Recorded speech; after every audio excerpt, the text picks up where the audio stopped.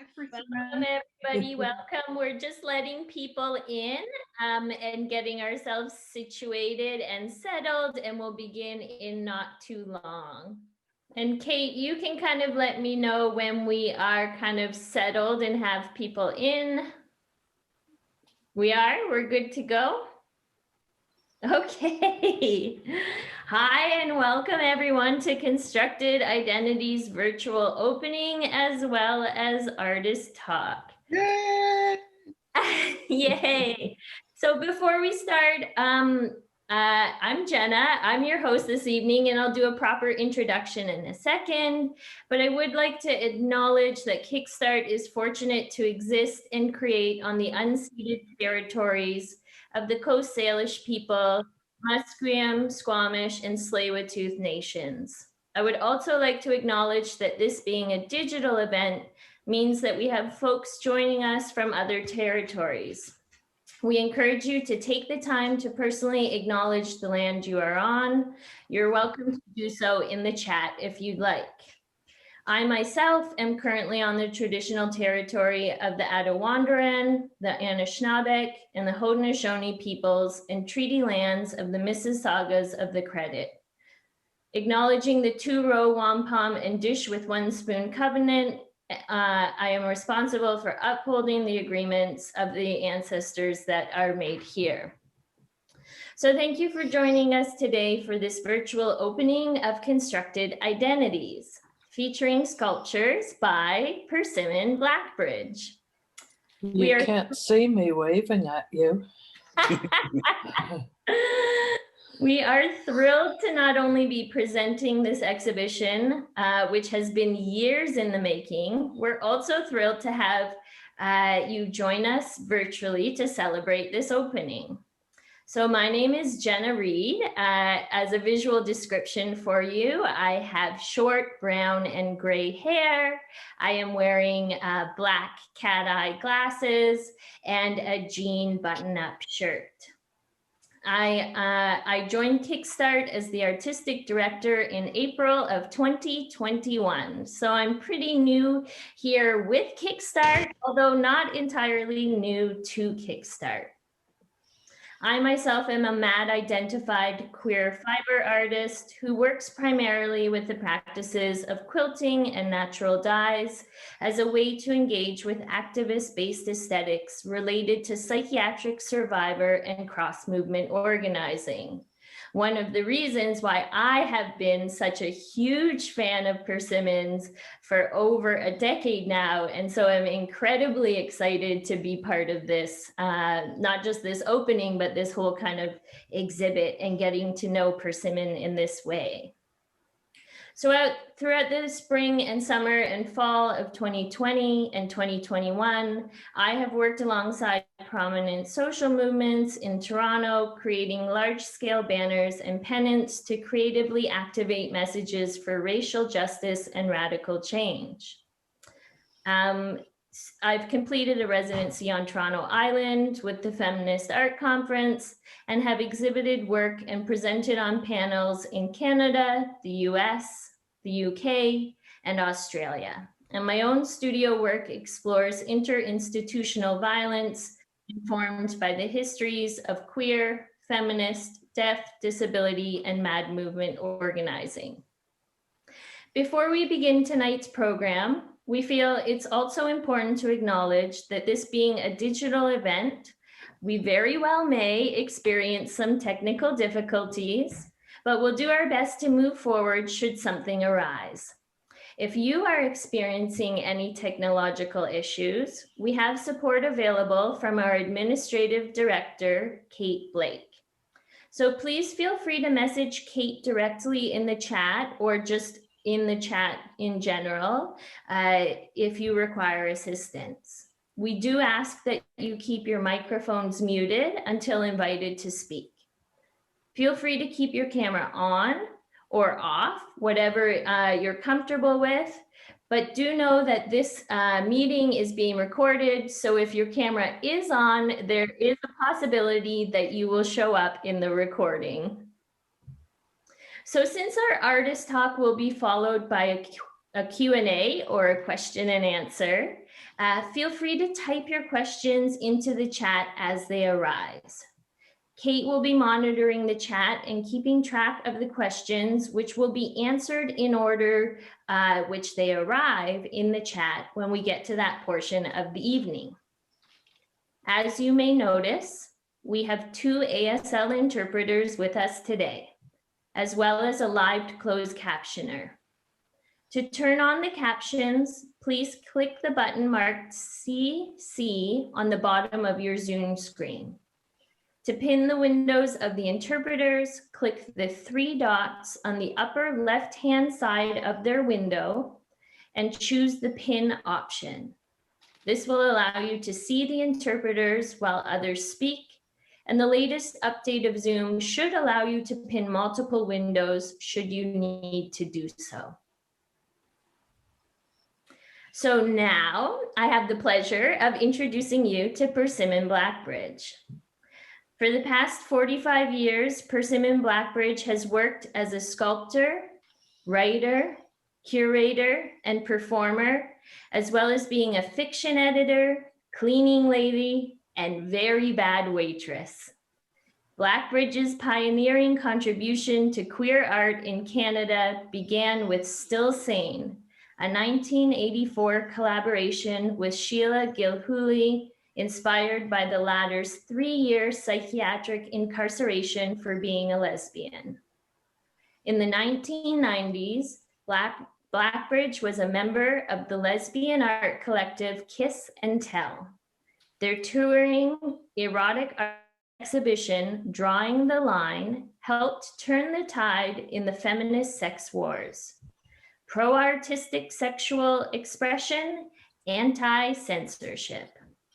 Kiss and Tell's groundbreaking exhibition, True Inversions, presented at the Banff Centre in 1992, sparked a political confrontation in Alberta around arts funding and censorship. Blackbridge has also been a seminal figure in the disability arts movement from the 70s until the present. Sunnybrook, A True Story with Lies, is a visual art show and book about abuse in Woodlands Institution, which won New York's Farrow Grumley Prize. In 1998, Blackbridge was invited to collaborate with 28 former inmates with intellectual disabilities on From the Inside Out, an art exhibition chronicling their lives in BC's big institutions. This exhibition traveled widely and was one of the factors gaining reparations for former residents of Woodlands.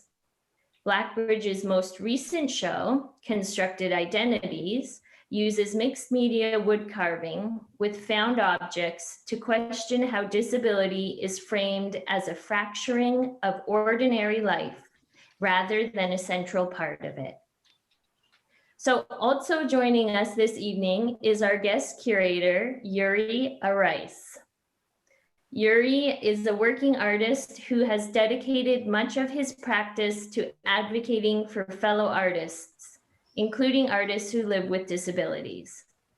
He has founded and run a number of arts organizations and art galleries in the US and in Canada over the last 20 years, including as a former gallery director of Interact Center for the Visual and Performing Arts and Outsiders and Others in Minneapolis, as former artistic director of Kickstart Disability Arts and Culture in Vancouver, where we kind of are virtually now, but not quite exactly, all of us. And also now is the executive director of newly launched Outsiders and Others in Vancouver, BC. His advocacy in the arts community focuses on working with, showing, and facilitating public exposure and financial compensation for self-taught and non-traditional artists. Yuri has been recognized by the press and received numerous awards for his arts advocacy and promotion, as well as for his curatorial work as a gallerist and was named Most Influential Curator by the Minnesota Monthly in 2008. Yuri is also an accomplished artist, holding 3 degrees, including a Master's of Fine Art from Cranbrook Academy of Art. His work is in both private and public collections. So I'm almost finished with the formalities of opening us up this evening. But before I hand things over to Yuri and Persimmon, the fun stuff, or why you all have showed up this evening, I'd like to share the exhibition statement for Constructed Identities. So as written by Persimmon, I used to make art out of a passion to tell a particular story, a long, complicated, years in the telling about when Sheila was locked up, or when I worked at Woodlands, or those long, brutal arguments about porn.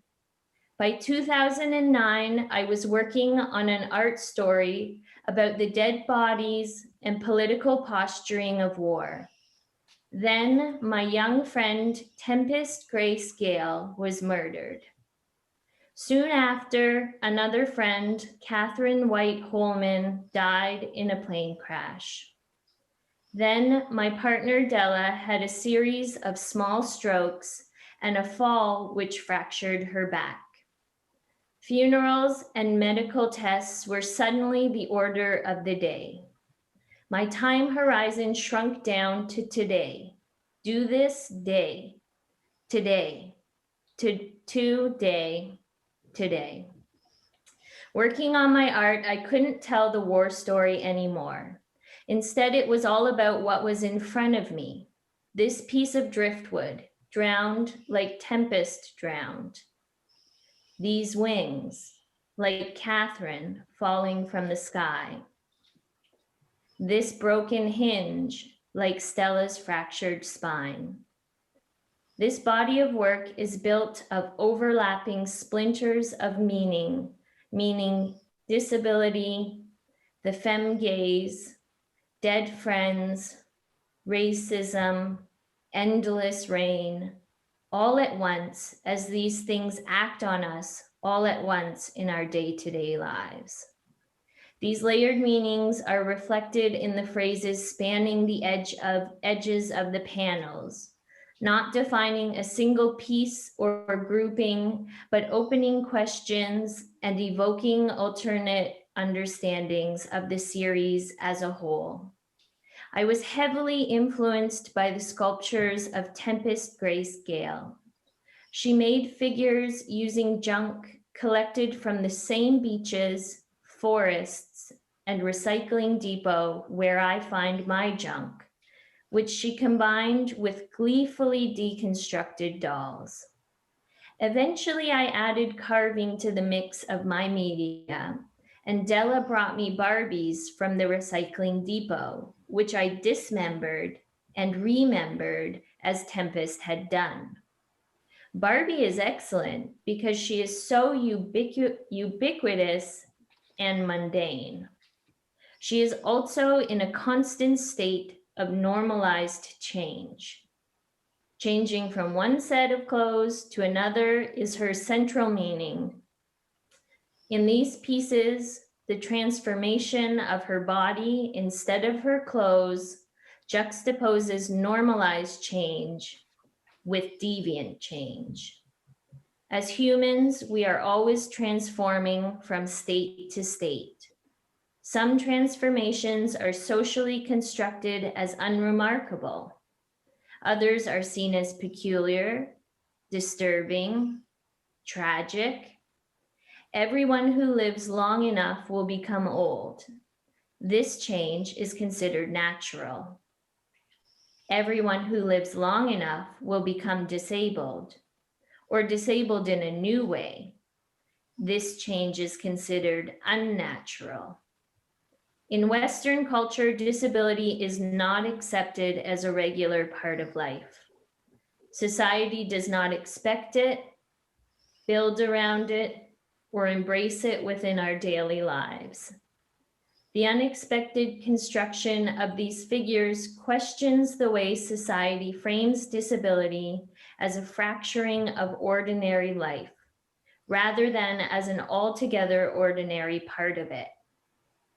When an artist makes a figure, it's never just a figure. Social meanings have been attached to our bodies so firmly, so relentlessly, over such a span of history that we mistake these socio-political constructs for immutable reality. We don't see bodies, we see moral imperatives. Disability is tragedy, race is biology, and our rowdy genders are made to march in binary formation. These figures are awkward and fit together from broken parts, not because we strange, ordinary people whose bodies defy the default are broken, but because we are human, and the human condition is awkward, contradictory, stitched together from disparate pieces. The figures also reflect power and beauty, not because we have transcended our pain or in any final way freed ourselves, but because we have strength, grace, and wonder inseparable from our grief, confusion, and anger.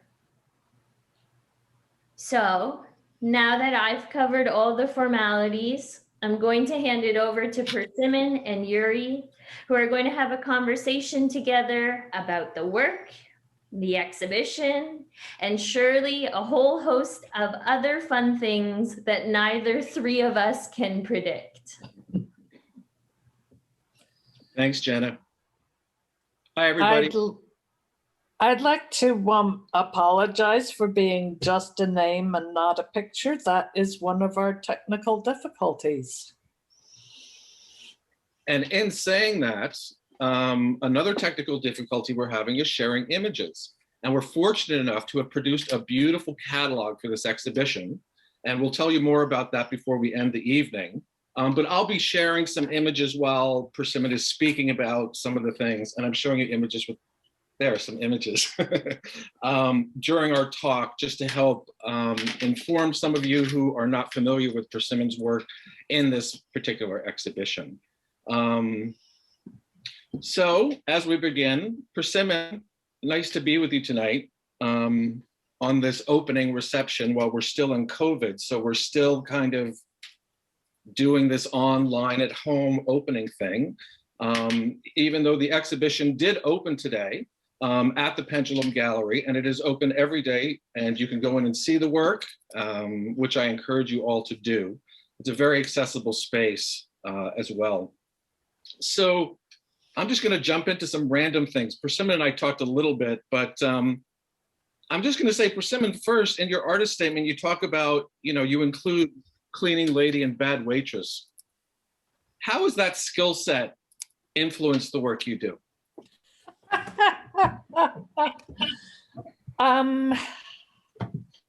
Well, I have a learning disability that has made a lot of jobs not doable by me. And waitressing was actually one of the jobs that was undoable by me, it turned out. But I did do a summer of it, and much to the dismay of my bosses. But I was cleaning lady for many, many years because it really fit nicely with both being an artist and having my particular kind of learning disability, because I knew how to clean. There was no boss watching me, telling me I was doing it wrong. And it was really possible to, work part-time, schedule it so that I could make art and, support myself a bit by art and a lot more by cleaning. And yeah, so that's kind of how it fits in. I just like the everyday aspect of those words in an artist statement because we get so caught up in so much of that stuff. It actually brings the human element in of what our daily lives are like as artists. So I just wanted to kind of lightheartedly start that way. This exhibition, Constructed Identities, is, I first saw it in Toronto, which I think was in 2016, and I cannot believe that it was that long ago. And this show now is here in Vancouver, and this is the 5th time that this show has been seen. I wanted to know if you could talk a little bit about the idea of, you know, how the show has changed for you. I mean, 5 venues, 5 completely different venues, different cities and so forth. Can you give us a little bit of your thoughts on that? I have just been distracted by these little messages in the bottom of the thing because I can't like follow 2 different lines. Can you repeat your question? Sorry about that. It's okay. In a nutshell, the show has been around since 2016 now, and it's been in 5 different venues, 5 very different venues. And so how do you feel as the creator? Well, it's a couple questions, actually. Maybe you can talk about about seeing it change in different venues in different cities, and how it feels to have those things change, because some of the work vanished, it's not vanished, was purchased to collections and stuff, and then new pieces were made. Can you talk a bit about that? Yeah.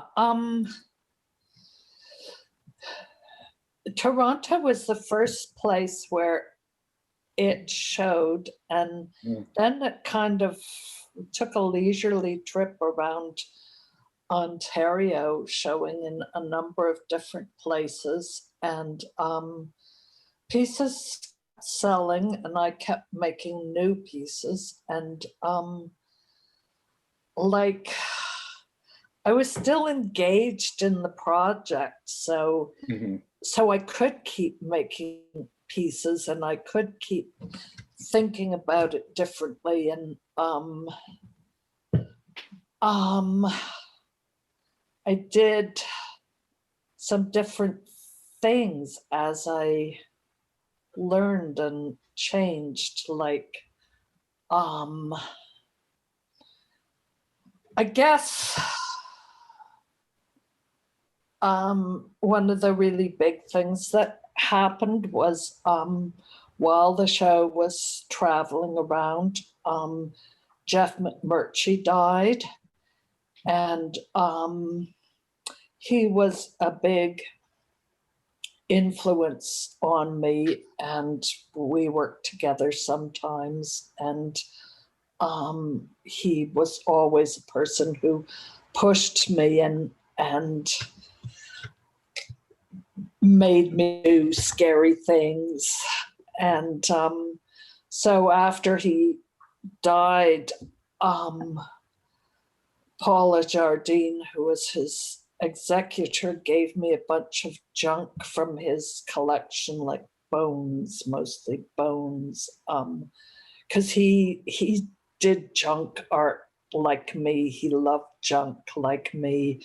We really bonded over being like totally thrilled by, you know, a strange bolt and stuff like that. So I started trying to make like homages to Jeff out of the bones, and it made me realize, you know, all these figures, maybe show a picture, Yuri, so they'll see what I'm talking about.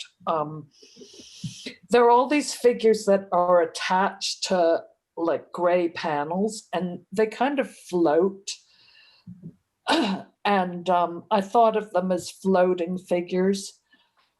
But then as I started trying to make stuff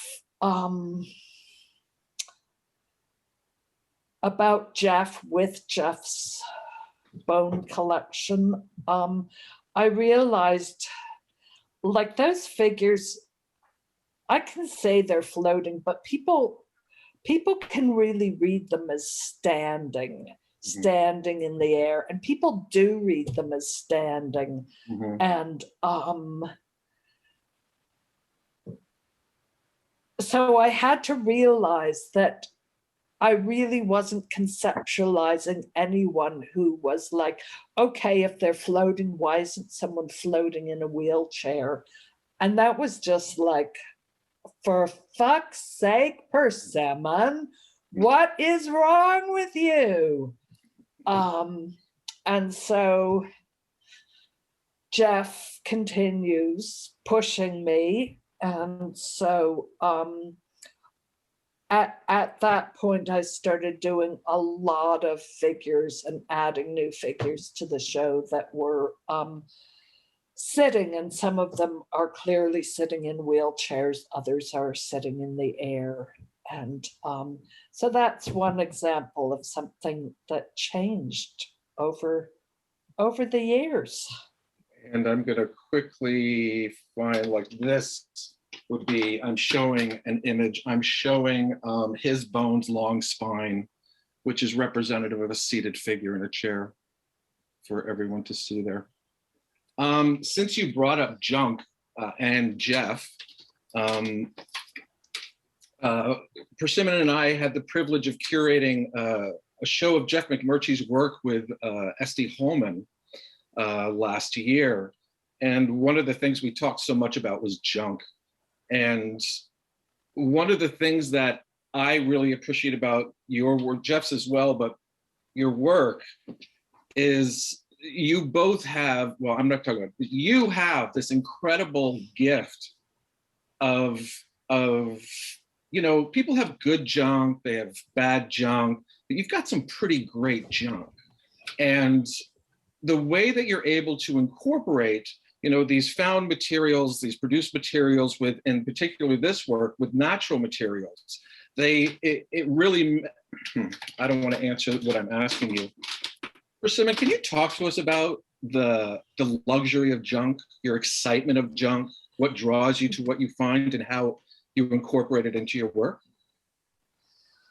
Well, I don't know that I can explain it, but I have a massive junk collection. Like, I walk down the street and I find, like, you know, a pop can that has been run over by a car a dozen times, and just the way it's squished, the way the paint is scratched, everything about it is just like, it's so beautiful. And people give me their good junk. And I also live on an island with a superb recycling depot. And so I get to look through all my neighbors' junk at the depot. And also I find dead stuff. Tempest taught me to always have a graveyard going, find roadkill, bury it, mark the grave, dig it up 5 years later, see how the bones are doing. I learned that from Tempest. Interesting process. Yeah. And so I don't know what to say about what it is.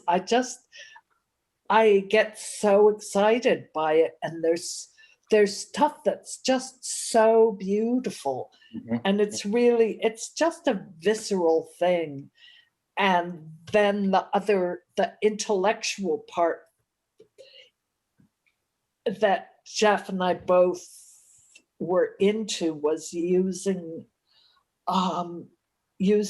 junk as a metaphor for disability, finding things that are just beautiful and wondrous and unique and amazing, but they're considered throwaway, they're considered broken, they're considered worthless, and like trying to construct them in a way that just illuminates and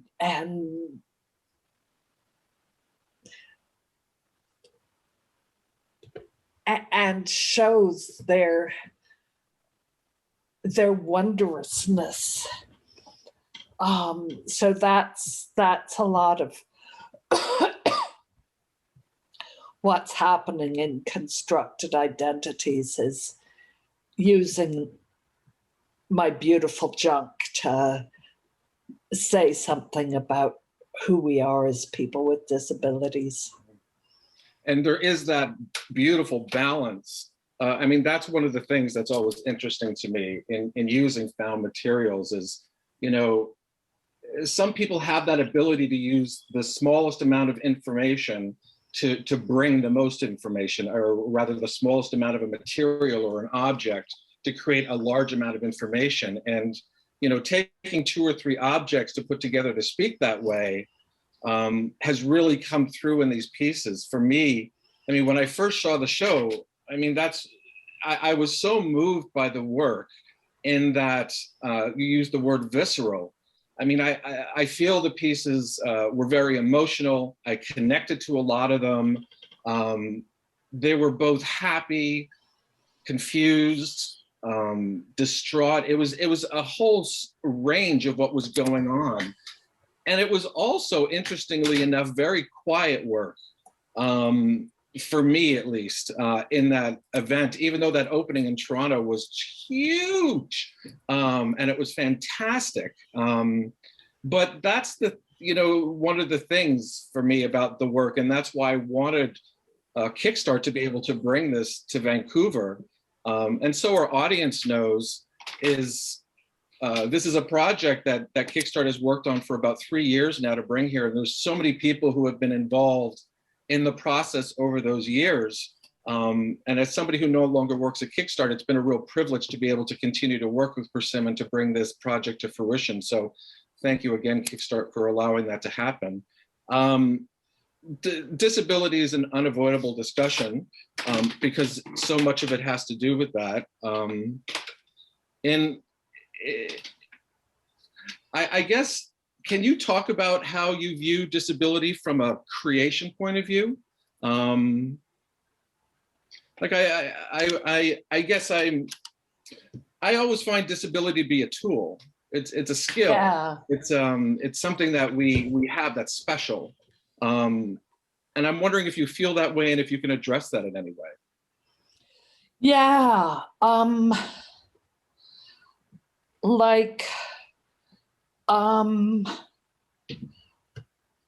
I've done a lot of writing in my life. I've published like 6 books, I think. But writing was very hard for me growing up with the kind of learning disability that I have. And I would write pages and pages of which nothing would be left but, 3 circled words, and the rest of it is like all crossed out, and arrows and funny things going here and there trying to make sense of it. And it's just such a laborious process. And when I learned how to use a computer, suddenly I was able to move my thoughts around, and I was able to not just get lost in the thing of trying to translate thinking that into linear words, thinking that was much more jumpy into a linear format, because I could make 10 different little paragraphs and then later figure out how they fit together. And I developed a whole writing style that was really jumpy and had like short bits that didn't really have connectors between them. It just like jumped from this to this to this and painted a picture by jumping around like that. And But when people read that, it was like, oh yeah, that's her cool postmodern writing style. It wasn't like, oh yeah, that's a learning disability writing style. But it totally was informed and shaped by my learning disability. And everybody, you know, people say you're such a good writer, Persimmon, blah, blah, blah. And, you know, that is that's the gift of disability for me, is writing like that. And sculpture was never, it was never hard for me in the same way that writing was hard for me, but it just feels like it kind of incorporates that jumping around style and that combining things that don't really go together style, similar to my writing. And it is that learning disability thing that was the thing that got me beaten as a kid. It got me, you know, I never grew up thinking that I would go to college or anything, because I was too like weird. Mm-hmm. So, but it is a strength. It's a gift. Mm-hmm. Mm-hmm. And I can honestly say that for me, your writing is, for me, I understand what you're writing, you know, like in working with you and being able to, even working on catalogs together, you really do have a gift that way. And it always takes time for these things to come through, which leads me to kind of the idea of, you know, disability culture, disability art. So I want to ask the question, what is there a difference, or what is the difference, or what are your thoughts on disability art versus the art of disability? I'm not sure quite what you mean. Can you say a little more about that? I can. It seems that depending, you know, disability is spoken about regionally, you know, language is used in different ways. And it seems that there is a large, more predominant these days, more and more artists who identify with disabilities, you know, rising to the surface, if you will, getting their due. And I personally, I just think it has to do with, finally, the quality of work is being given the opportunity to be seen in a professional light. And I think I'm trying to differentiate the idea of art being made by people who live with disabilities and being viewed as art made by people with disabilities versus disability art, which is right. More genre. Do you know what I mean? And I'm just wondering if you had any thoughts on those two, the differences between the two, the ideas of either one. Yeah.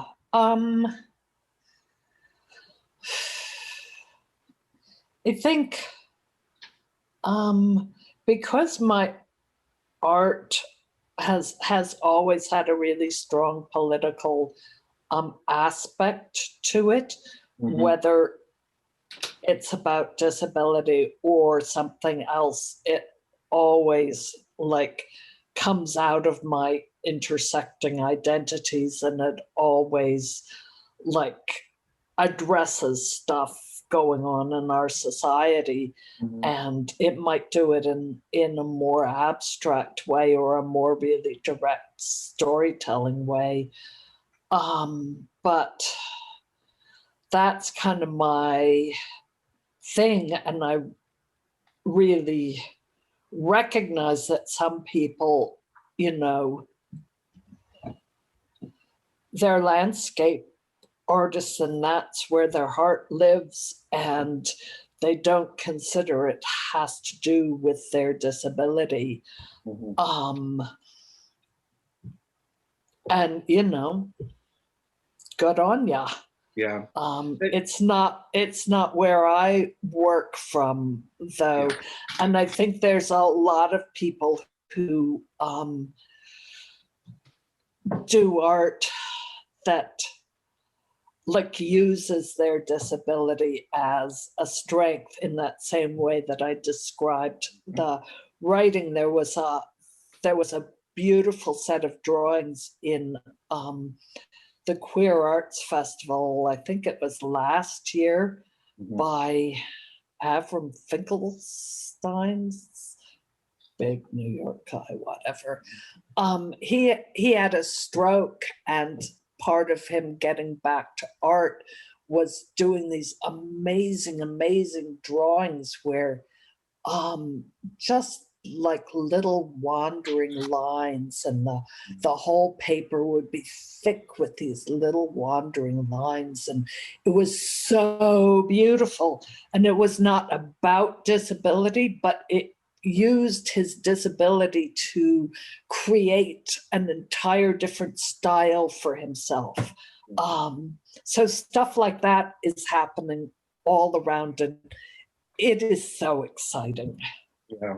There's a story from a bunch of years ago, and I don't remember the artist's name, but she, an artist who, a New York artist, female artist, very accomplished, but never got into, she always wanted to be in the Whitney Biennale, and had a stroke, completely changed her abilities, the way that she was able to paint, and started an incredible new style and just became extremely successful from that incident. And it's just an interesting discussion because, you know, the way that from a marketing and a gallery point of view, you know, I always look at the work first. You know, I mean, this is what we're presenting first. This is all people get to see is the work first. Anything you get beyond that is privilege. And so yeah. I always find it interesting where people, you know, how people think about art made by somebody who has a disability versus not, and how important it is or not, and where that information comes in. Yeah. You know, but I think related to your work, I mean, that's one of the beautiful things is that it fully informs, regardless.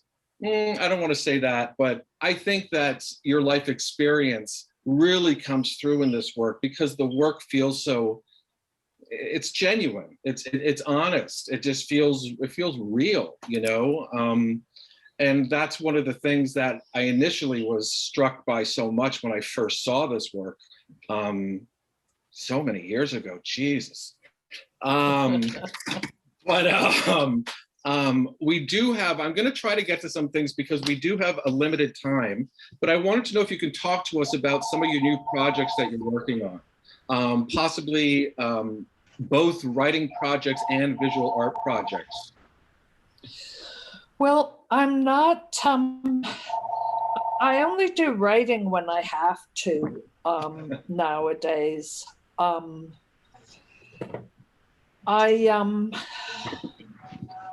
I struggled with depression for about 10 years, and it turned out that it was caused by an overload of calcium in my blood from a benign tumor. But it wasn't diagnosed because I was, you know, I was a person with a psych history. So the fact that I was suddenly depressed where I had never been depressed before is like, oh, well, she's just crazy. That's how it is. So anyway, I had surgery that cured my depression because they took out that tumor. But while I was depressed, sculpture was so much easier for me than writing. And writing has always been a struggle. And even though, you know, even though I do it, it's like a struggle. So while I was dealing with depression,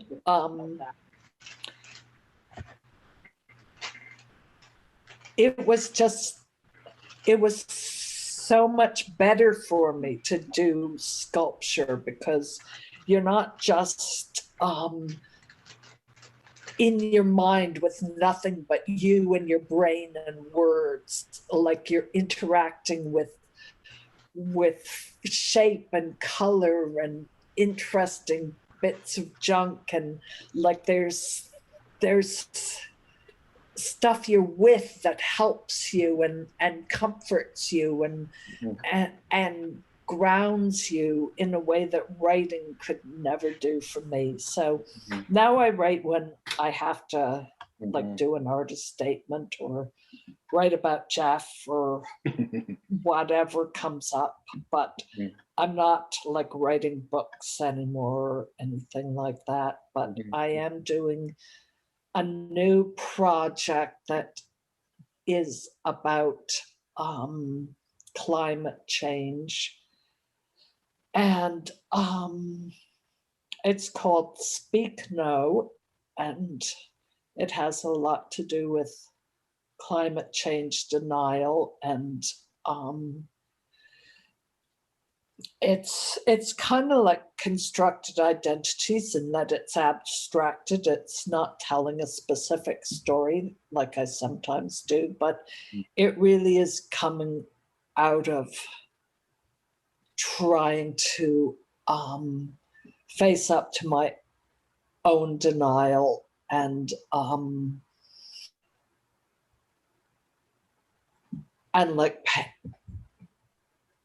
like not hide from what's going on all around me. So that's what I'm working on, and it has floating figures, and a lot of those figures are floating in chairs, and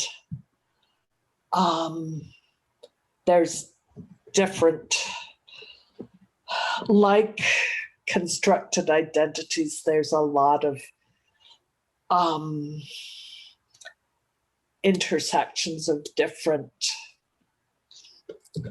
things. It's, to me, this one is about climate change, but it's still like really rooted in disability. So I don't know how to explain it any more than that, but it's not disability art because it's not about, that's not the main topic, but it's always informed by that. I wanted to ask a question that I thought of from before. So I'm going backwards just a little bit. Sorry, Kickstart. But I was excuse me, I was recently looking at some of your work that the Greater Art Gallery of Victoria, I believe, has a couple of your sculptures in their permanent collection. They do. Yeah, and those pieces, so I'm kind of comparing it to what this show is. You know, the pieces that they have, one of them I believe is, I mean, they're very colorful. They could be concrete or plaster or something, an image. Clay. Clay. Oh, so I didn't, yeah, from looking at them, you wouldn't know because they're painted. That's why. Yeah. But can you, it's just really interesting. That type of work is so different than what you're making right now, except for the fact that it still represents figures. What was the real shift from making work that way to go, like, it seems so different from these pieces, from how they were made from a material point of view. And I'm wondering what the shift is, what the feeling of that material shift was.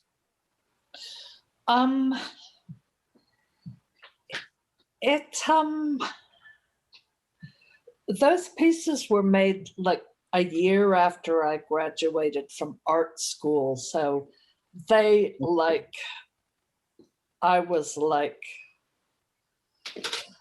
a kid, and they That's a were million like, years ago, hey, right?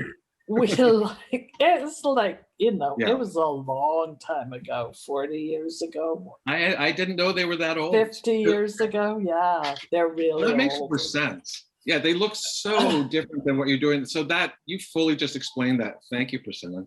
But they also, like, they're very gestural, which my work is still.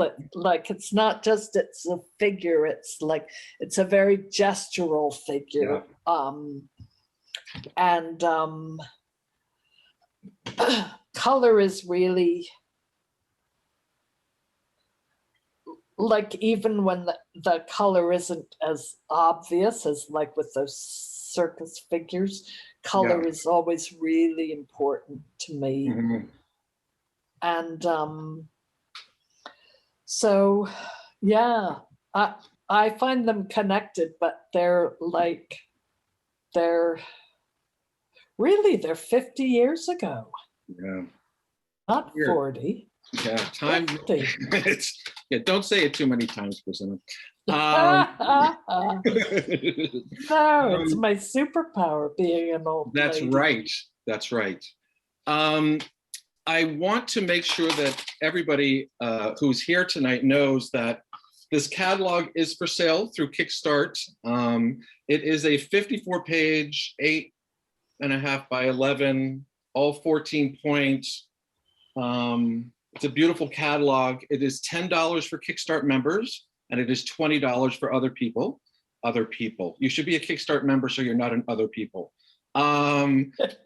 Just email Kickstart at hello@kickstartdisability.ca, and they will take care of that for you. The other thing I want to make sure that everybody knows is that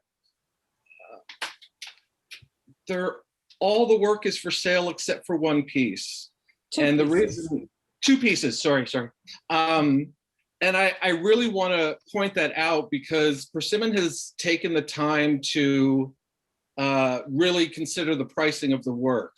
And I'm always a big advocate for people to understand how important it is to buy original artwork from artists.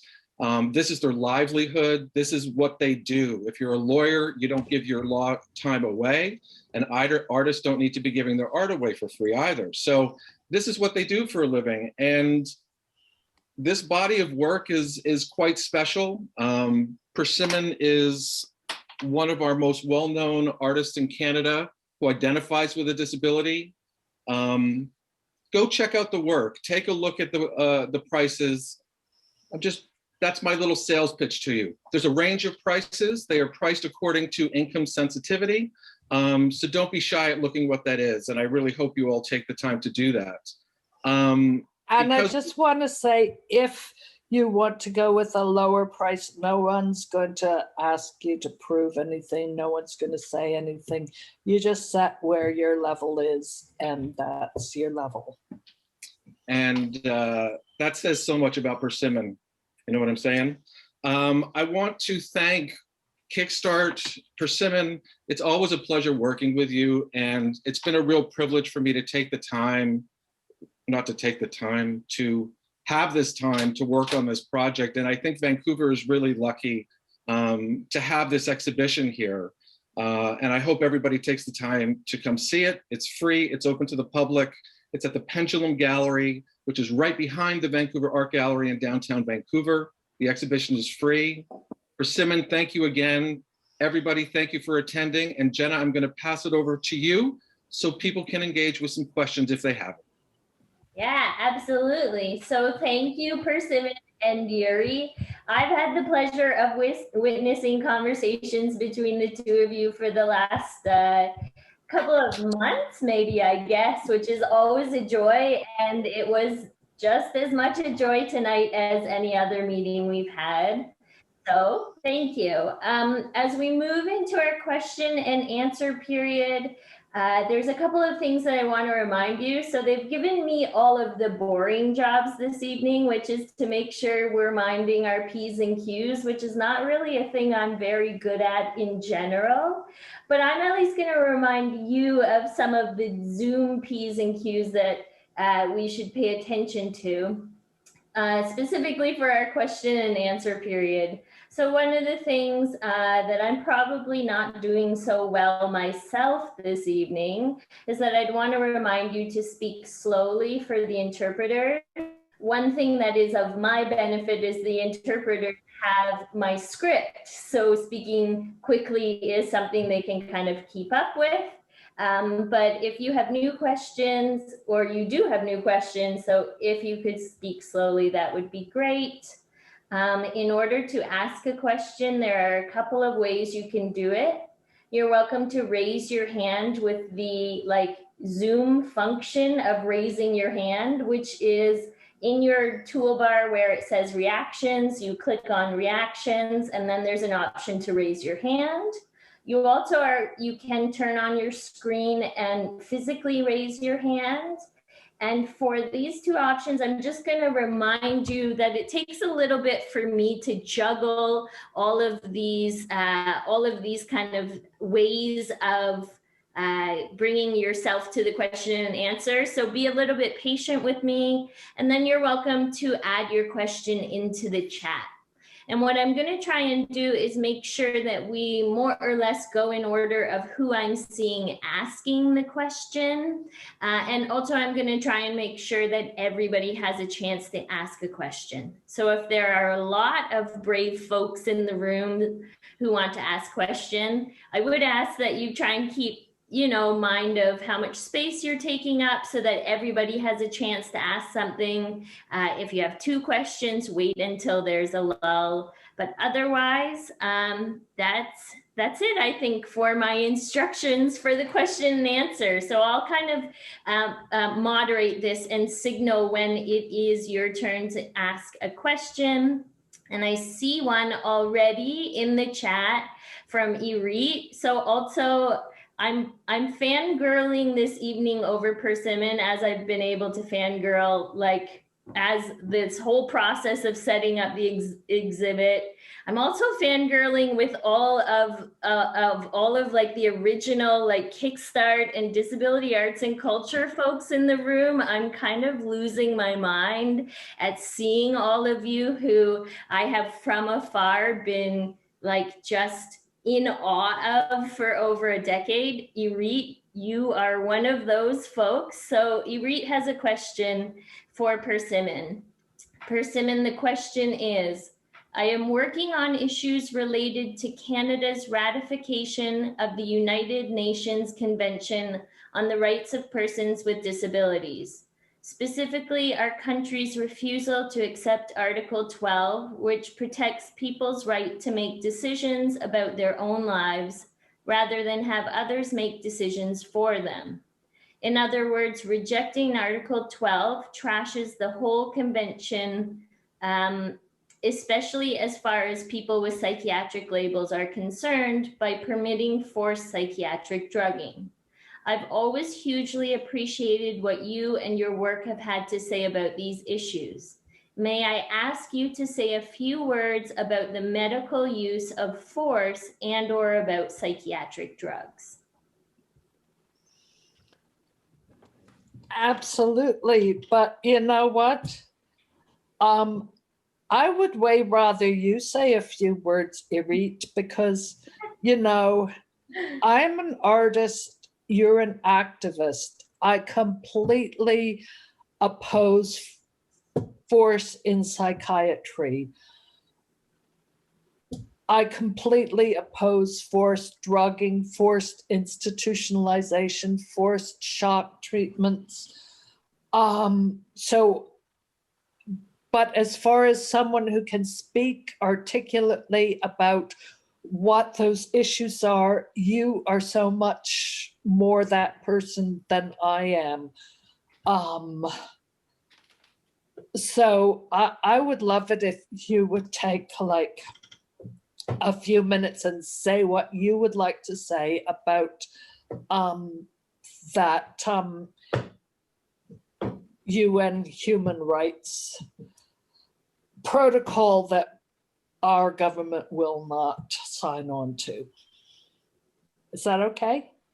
I totally consider you an activist, Persimmon, and I don't want to take up time here. I just actually wanted to see if I could get you to say something about your own experience with psychiatric drugs, mostly, so that I could use it in my work.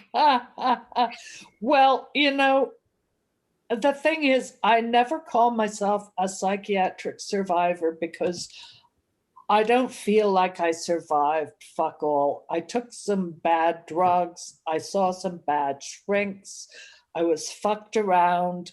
But, you know, compared to what a lot of people go through, I did not survive very much. I've never been force drugged. I've never been force institutionalized.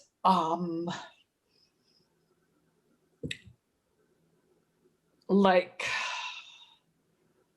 so I can't, you know, I've had like experiences like a lot of people have had, like being diagnosed with depression when I actually had hypercalcemia and losing 80% of my kidney function and a lot of bone mass and et cetera, et cetera. And now I'm getting peripheral neuropathy as a result of that bad diagnosis, where the nerves in my hands and feet are stopping working. So I can really say, like, the psychiatric system has got to change, and the whole system where people's experience is discounted. Like, it can lead to really bad stuff, even if you're not being forced into it. So yeah, that's what I have to say.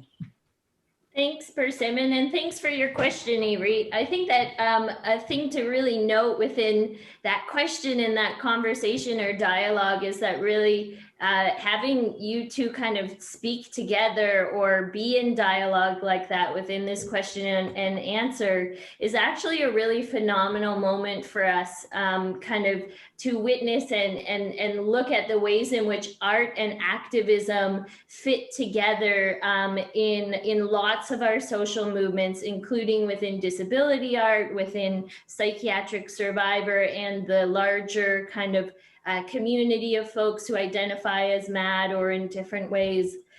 So I think that was great, and that was like really cool to listen to.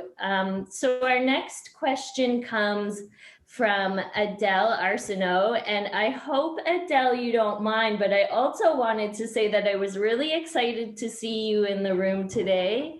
Adele is this year's grant recipient of the Jeff Mcmurty grant. So, yes. Fangirl moment. I love your art. It is so incredible. Thank you for coming. Your art is so beautiful. Absolutely. And I thought that was worth mentioning, but Adele has a really great question. So Adele's question is, I was wondering, out of the junk, and junk is in quotations, you use, what are your favorite woods to carve and favorite junk to use? Is there a special something you look for in your materials? Well, I really like some wood is just like so interesting. So, you know, as far as a kind of wood, I would have to say yellow cedar because it smells so beautiful, and it's just, you know, pleasure 24/7 working with it. But what I look for is more like something with an interesting bark inclusion or a strange knot, or there's a crack that runs through it, and the crack says something, and put together with a piece of plastic, it's like, oh, that crack is like the spine and the plastic is the arm, and so a lot, it's like, it's just a piece of wood that's really really cool looking. And so often I get to go to like the beach and find cool stuff on the beach, or I go to Windsor Plywood and, you know, I get 6 inches off of the end of something that they go, oh, you can have that for free. That's too fucked up to use. And it's like, no, I love the fucked up piece. Okay. That's great. Okay, next question. Are you okay to move on to the next question, Persimmon? If there was another part of that question, I've forgotten it. No, I think you've covered it. I'll let Adele mention in the chat if there was an extra piece that went missing in there. I love your description of the love for working with the kind of the smells of the pieces and the ways they take shape, but also the love for the fucked up is such, it seems so in line with this exhibit that is not, you know, that idea that you've kind of talked about and also shown through your work of not transcending, but really incorporating and encapsulating all of these things that we see as contradictions, but are not perhaps. Nicole is next, raising their hand with a question. So Nicole, I'll let you ask your question now if you want to unmute. Hi, thank you so much. My name is Nicole Malnicki. I'm a queer interdisciplinary artist. And I had a question for Persimmon, as your work really resonates with me quite deeply, and I find it very intimate and personal. And you speak about your experience so confidently. And I wanted to ask, have you always been able to embrace your identity and your experiences and find pride in that identity and who you are? Because you are able to just speak about it so openly. And I just would like to ask that, because I know that there obviously is evolution and growth, but I just wanted to ask about it from your experience and your perspective. Thank you. Thanks. Yeah, it's definitely been a process for me.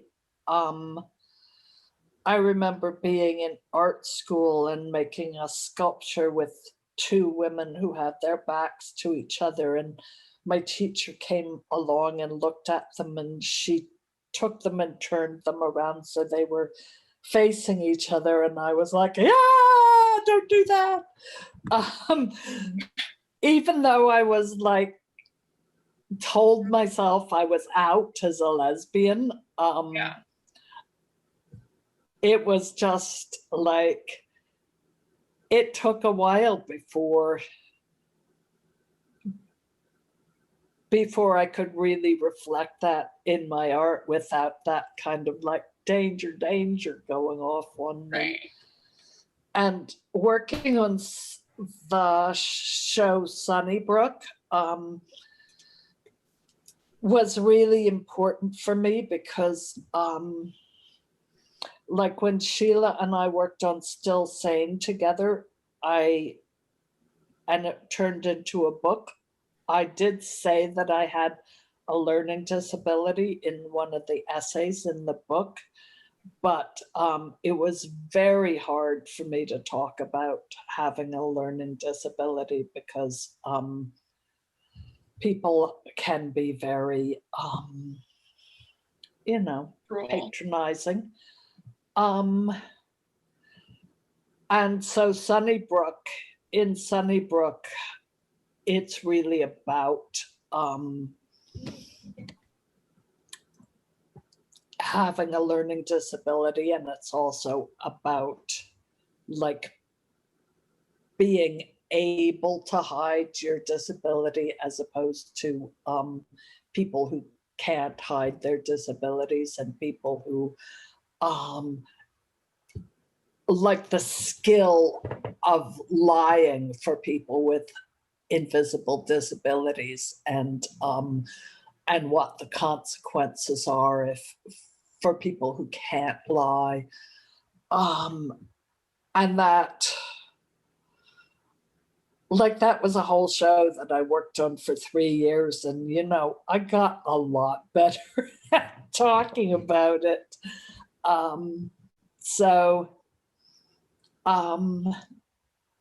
Yeah, just bit by bit and putting it out there. And, you know, it feels like part of what I need in art is to always scare myself a bit, to push my comfort zone, because, you know, part of me would really like to just stay in my comfort zone and do what I already know how to do. But then I get bored and I can't do it anymore. So I have to then do something that scares me. So it's good. Makes me deal with this stuff. If you could, Oh, sorry, thank Nicole. you. I just had, I guess, one more follow-up question. If you could give yourself advice to the younger version of yourself, what would it be? Oh, God.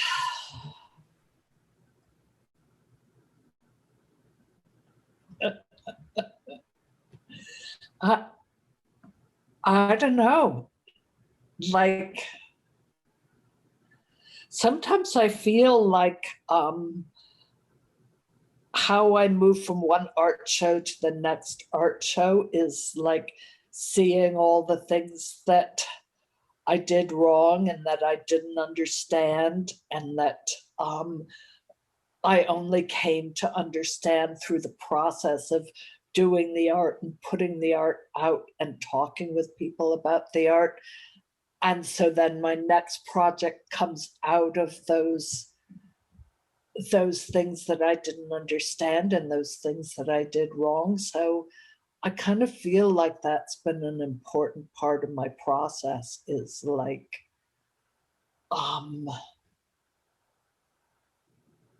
learning like that. So in a way, I wouldn't like say, oh, don't fuck up like this and don't fuck up like that and don't fuck up like that, because those fuck ups were part of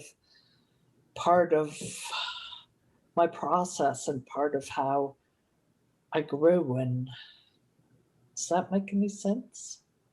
Yes, thank you so much. I really appreciate your time and I admire your work so much. So thank you so much for answering my questions. Oh, thank you.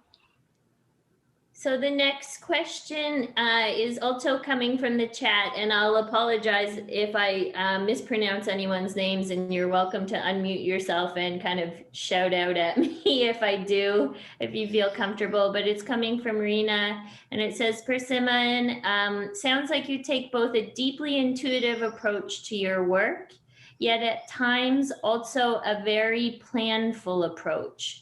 Your example of burying roadkill and digging it up 3 years later. Can you speak to where one begins and the other ends, or just a little more on either mode of working? Thank you.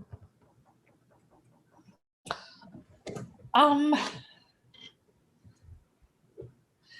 feel like I'm working in both modes, like all the time, and they just inform each other all the time. And if it's too planned,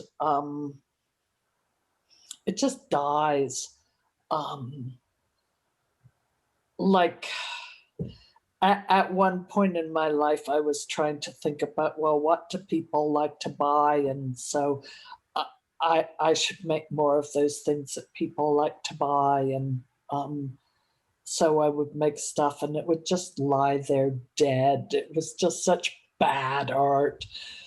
And so, like, I really need to work out of that instinctual part, but I'm also like, you know, it has to engage my brain at the same time. And it has to feel like it's something that's worth doing and that like operates on a lot of levels at the same time. And sometimes I need to work on that intuitive level for a while before I actually know what's happening. Like with constructed identities, it felt like I didn't know what I was doing for the longest time, but doing it was working for me, and doing it was helping me through hard times. And so I kept doing it, and as what it was all about started to become more clear to me, I could be more and more focused in my work, but it was still always like kind of rooted in that more visceral place. I don't know if that answers your question, but I think that does a great job of speaking to what was asked of you, Persimmon. The next question is from Tuesday, and the question is, I first got into your art after finding Sunnybrook at a used bookstore. I found it extremely relatable as an autistic person who is currently masking my disability for the sake of my job, even though the ways these institutions work often present themselves as more humane.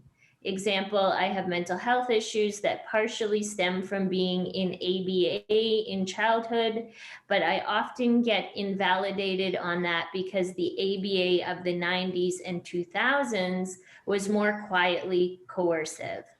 As a younger disabled queer artist, I am wondering if you have anything to say regarding surviving and living authentically as a queer disabled person.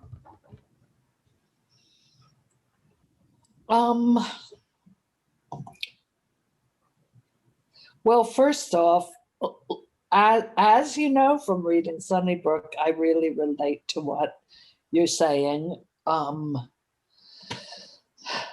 It is like it's a privilege to be able to hide your disability, and it's also an incredibly painful burden, both at the same time.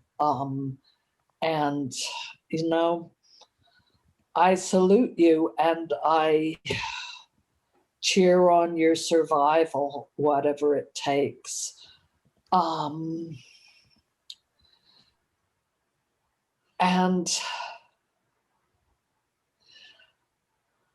I feel like we find our own unique ways of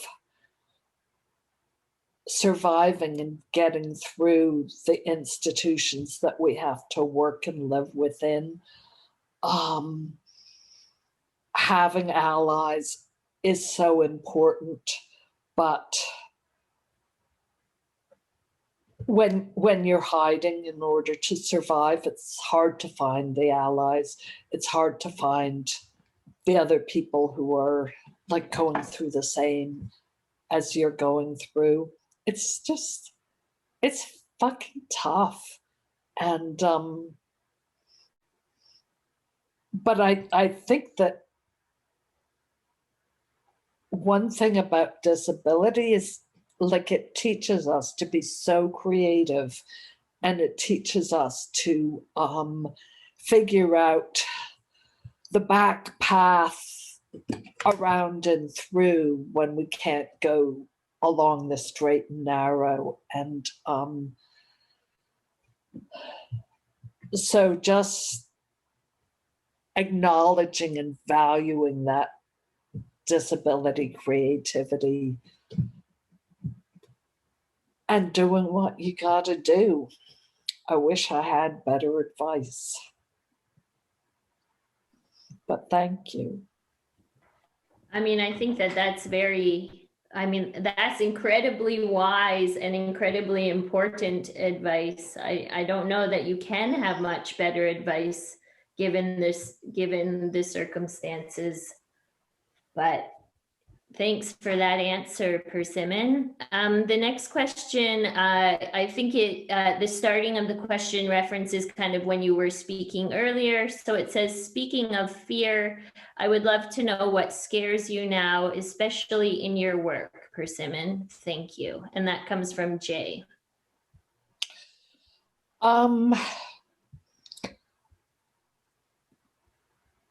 What scares me now, I'm trying to, the figures that I'm making now are looser and wilder than the figures in constructed identities. In constructed identities, one thing that I love is there's kind of a stillness about the figures, and they all have a certain kind of loveliness about them, even though they're like of odd construction. But now what I'm doing, it's much rougher, it's much kind of wilder, and often it doesn't have that stillness, and it doesn't have that loveliness,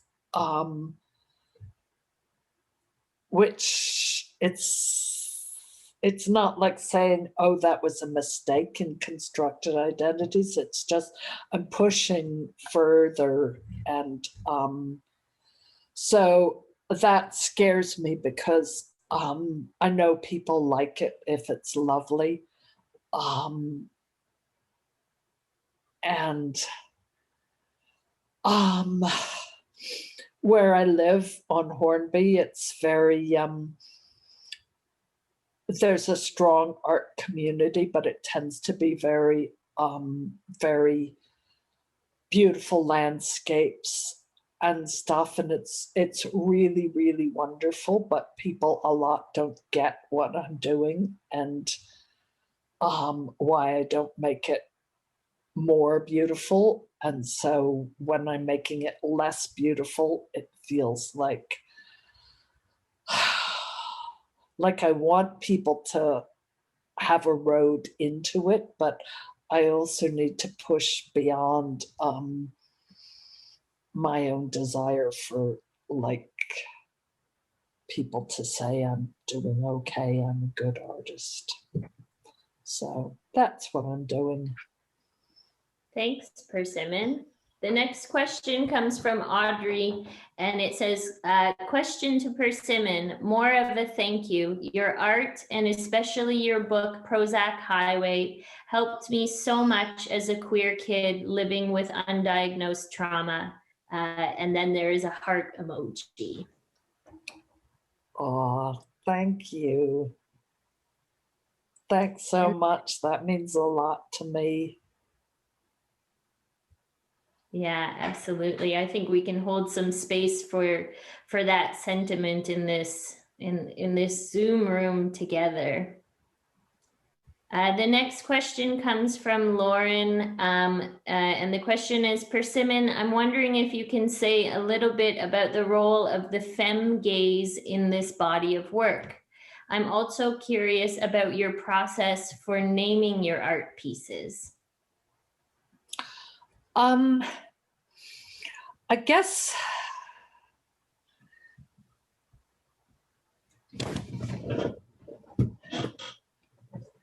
I think that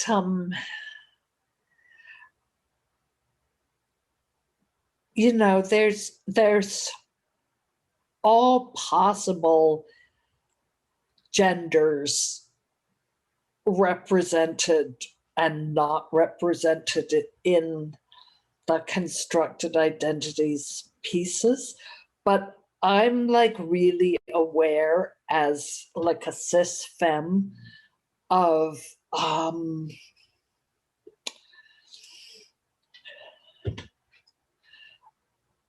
like there's a way in which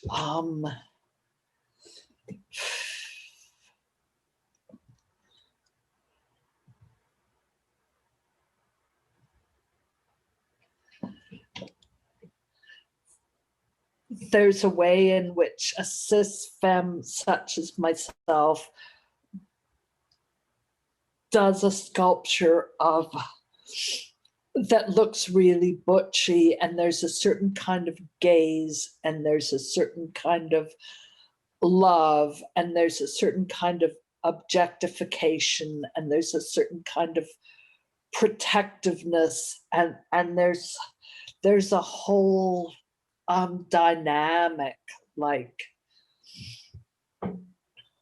between femmes and butches, and between cis femmes and trans men, where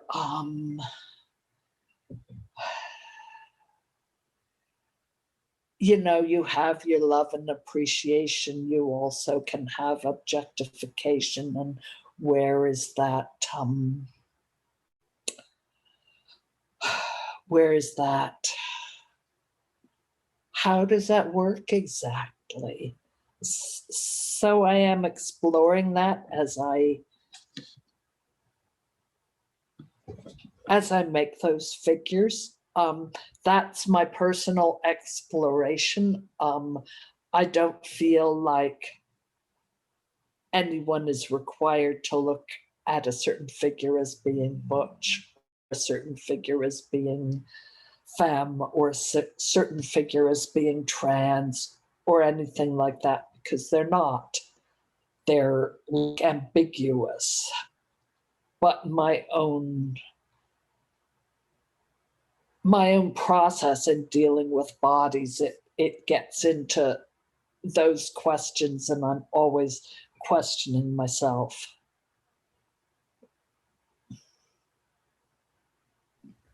And the second part of that question, Persimmon, was about how do you name your figures? I kind of like giving them names that are more descriptive, like, you know, rather than, they don't tell you, the names kind of interact with materials, like thermo has like a little thermocoupling in it, and relay has a little relay in it, and bloodwood is made out of bloodwood. So I like the names to be very utilitarian, so that they're not really guiding people how to react. Thermo. That's so, I mean, I find that so fascinating to hear, Persimmon.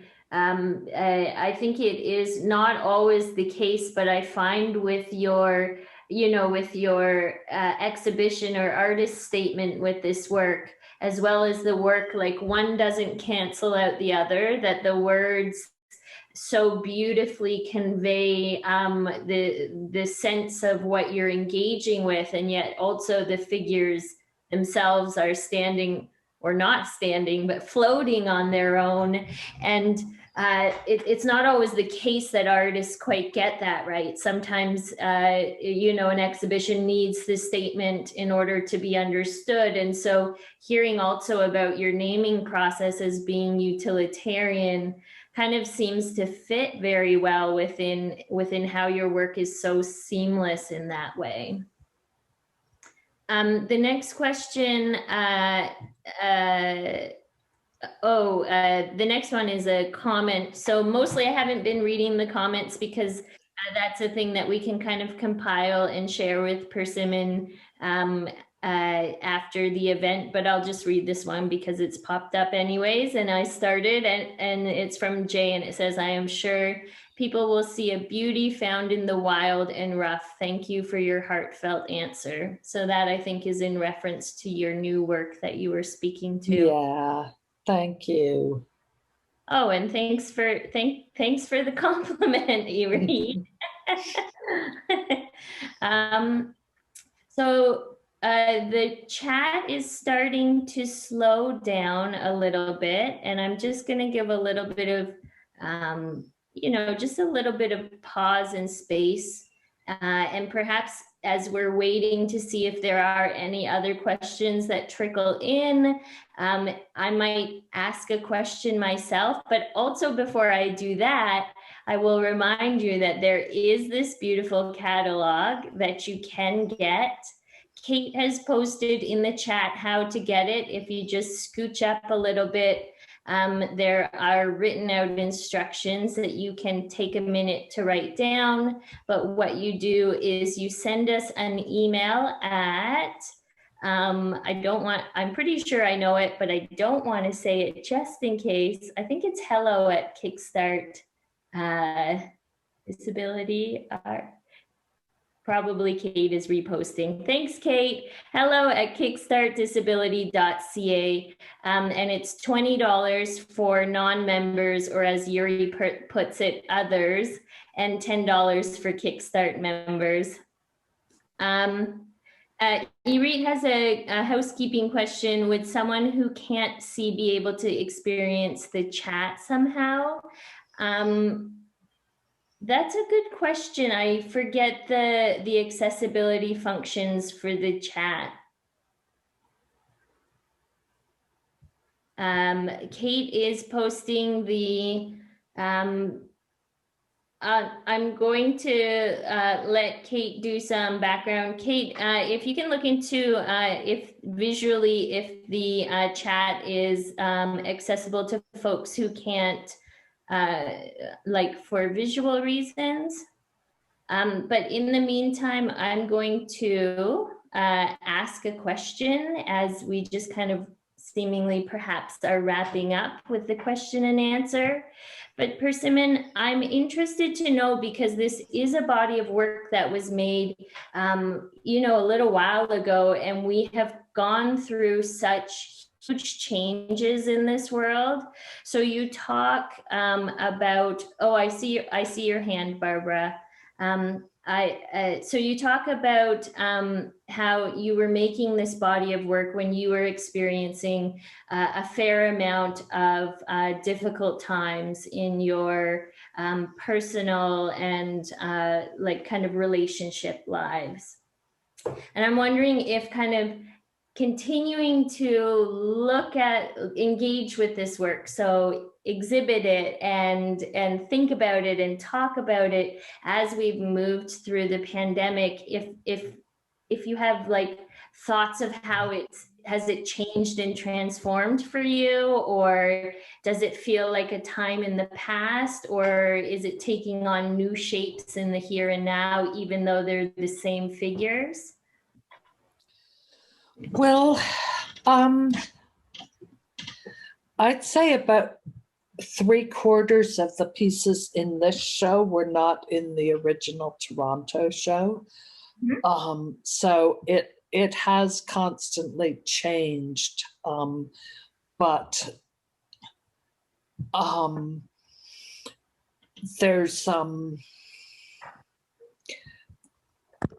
there's definitely, like, the structure is the same, and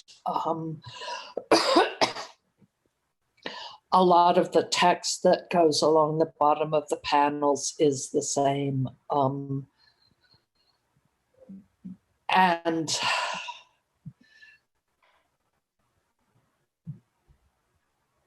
so, because for about the last year, I really have not been working on constructed identities. I've been working on Speak No.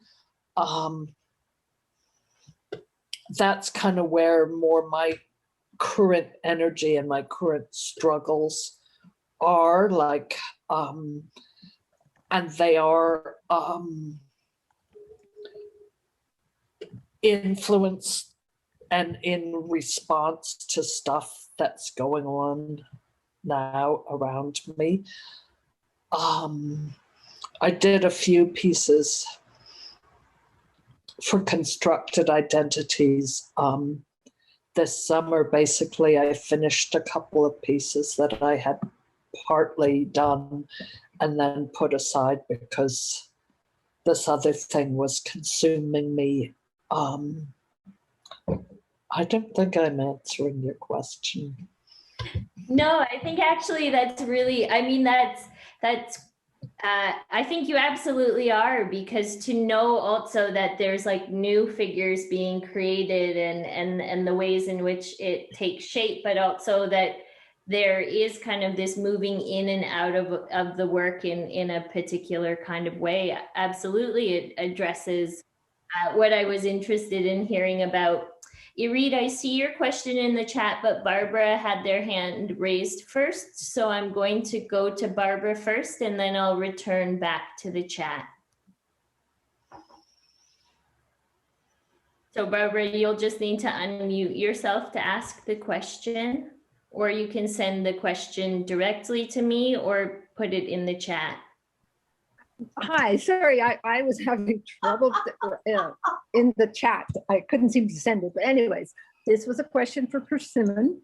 I'm one of the lucky few who is already looking at the catalog, and I was just interested to know which two pieces are not for sale. Mistaken Identities, I'm giving to my sister, and Flickr, someone bought it in Toronto, but she graciously let me take it home to Vancouver because she knew that I was going to have the show in Vancouver. And so she's been waiting a very long time for her piece, but she keeps saying, no, finish the run and then I'll get my piece when I'm back in my office after COVID. I'll hang it. And that, so those are the two pieces. That actually means that 3, because another one also has recently sold. That's true. Cherry Curve. Oh, Yes. no, listen, Flickr was meant for me. Oh, no. So there is most definitely a race to get Persimmon's work. And I will say I also am buying quite a few pieces. So if you are interested in purchasing Persimmon's work, I would strongly suggest that you get in contact very soon, because it seems as if they are flying off the cantilever shelf as quickly as they never made it onto it, Yuri. Flying off their floating place. So I'll go back to Yuri's question. I just have to go up a little. Yuri asks, Persimmon, do you have a favorite or favorites among your own art in this show or in general?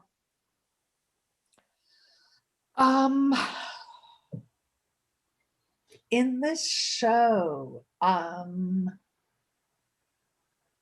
God, I don't have a favorite.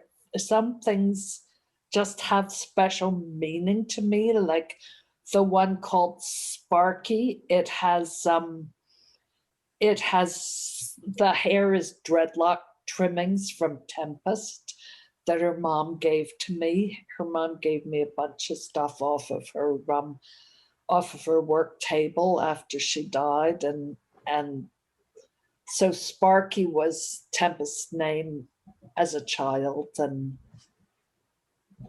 those were her dread trimmings. So that's very special to me. And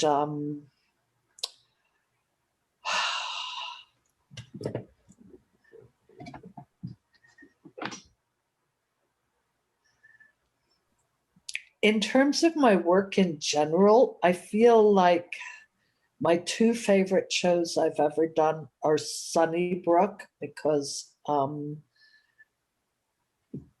there was so much writing in that show. It was just like, first it started out being a visual art show with more writing than anyone knew what to do with, and then it was a book with more pictures than anyone knew what to do with. So it has such a balance between writing and visual arts. And my other favorite show that I ever did was From the Inside Out, where I worked with 28 people who had been in institutions for people with intellectual disabilities. And that was just, it was such an amazing collaboration. And I just was so privileged to be able to do that show and to hear their stories. So those are my two favorites in general. Thank you. Thank you, Reid. So we are at almost at the 10 minutes to the end of this mark, just 12 minutes. So this would be kind of my signal that if you have had a question, but you've not gotten it in the chat or you've not raised your hand, now would be the time to work up that courage. You're welcome to put it in the public chat. You're also welcome to put it in a private chat to either myself or Kate, if you would prefer it to be, say, anonymous or something like that. As we're just waiting to see if there's any other questions, maybe Yuri, you could speak to the space of the gallery. There was a question about if you wanted or needed to sit, would it be possible to move the chairs and or kind of sit in that space without, say, purchasing something at the nearby cafe? You're muted, Yuri, which is normally a perfectly fine thing, but for answering the question, not so great.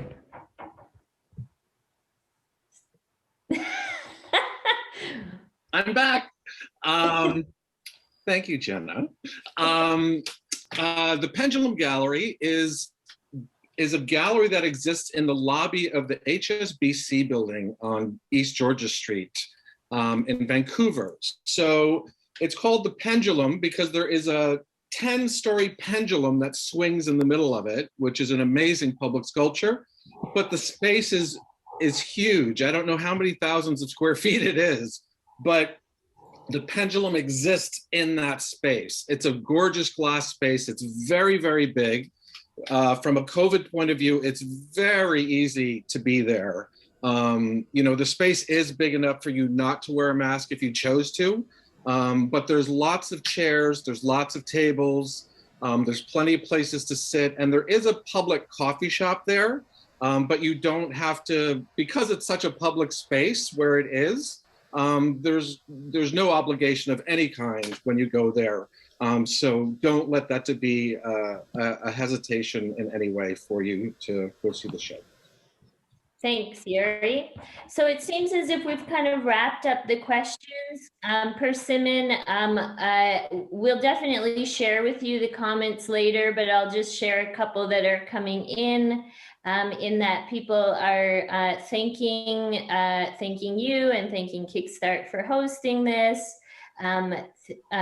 Thanking you and indicating it was a pleasure to witness the talk, that your work is very inspiring and has opened, this is from Adele, has opened my mind. My favorite comment is the love for the fucked up, which we seem to share there, Adele. And we definitely need more of that in the world. And then there's some more thank yous as well to Kickstart and to us hosting. Lots of thank yous coming in. A comment that Sparky is heartbreakingly beautiful. Persimmon, I look forward to seeing everything at the Pendulum. Thank you all so much. So again, I want to thank you. I want to thank all of you for coming. I think that this has been an incredibly fun and successful night, and it has really been a pleasure to hold space with all of you. Persimmon, I want to thank you for your amazing art and for spending time with us. Your art really has this way of having us both kind of, like, you share very intimately about personal experiences, which often gives this sense of inward, but you do it in a way that really pushes us to look outwards at the world.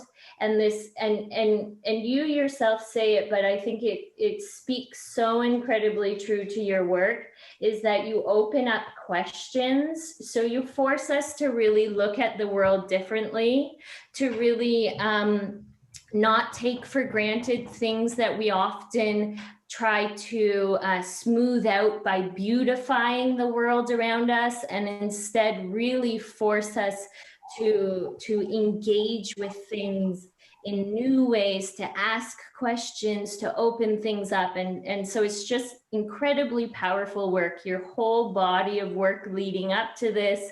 And we feel so incredibly honored to be able to host this exhibit. And we are so thankful to Yuri for spending the years that it has taken to really bring this exhibit to Kickstart. So thank you, Yuri, so much for all of your hard work in making this exhibit happen. I want to thank you to Kate, who is Kickstar's all-around superstar. Kate has been helping with install, doing all of our much needed administrative work. I often call her the wizard of administrative work because she's absolutely phenomenal. She's been doing tech support tonight and really has just been available to jump in with whatever is needed to be done. I am forever grateful to have Kate as a colleague, so I wanted to give a huge thank you to Kate for everything that you do to support the work. And then also we want to thank the Canada Council of the Arts and the City of Vancouver for their support of our programming, including their support of this exhibition. And then lastly, as my final boring administrative task, but not boring, is that I want to remind you that we have our AGM coming up in September, so our annual general meeting. This is when our members vote in our board of directors. We're always looking for new folks to join us. So if you have interest in participating on a board, feel free to reach out. If you are a member and would like to be voting in who's on the board, come and join us.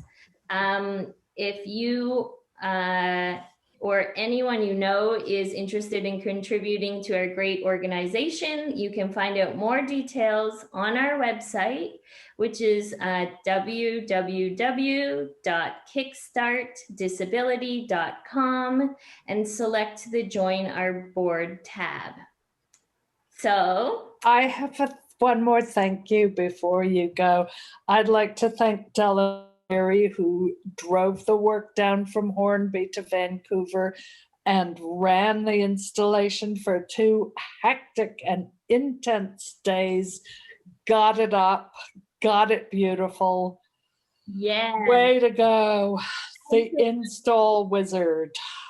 absolutely. Thanks, Persimmon. The minute your voice kind of popped on, that popped right into my head. I have heard nothing but rave reviews about Della's ability to get the work up and make it possible for you all to view. So we are so grateful for Della, not only in the time of the install, but in really being available all throughout the planning process to figure out how the install would be possible and what would be the best way to do that. So I don't know if Della is listening in the background, but most definitely we thank Della for all of their hard work and help and contributions and doing the install. And that's it. So thank you again to everyone for joining us today. We hope you've enjoyed yourself, and we hope to see you at our future events.